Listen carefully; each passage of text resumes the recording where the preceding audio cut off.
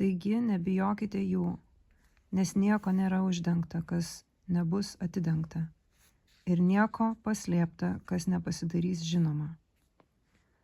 Ką jums kalbu tamsoje, sakykite šviesoje, ir ką šnibždu į ausį, skelbkite nuo stogų.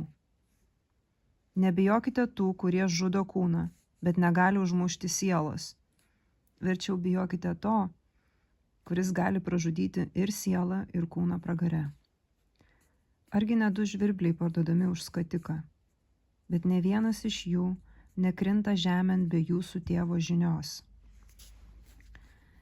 Ta prasme, net paukštukas, net mažas paukštis nemiršta viešpačiui, nežinant.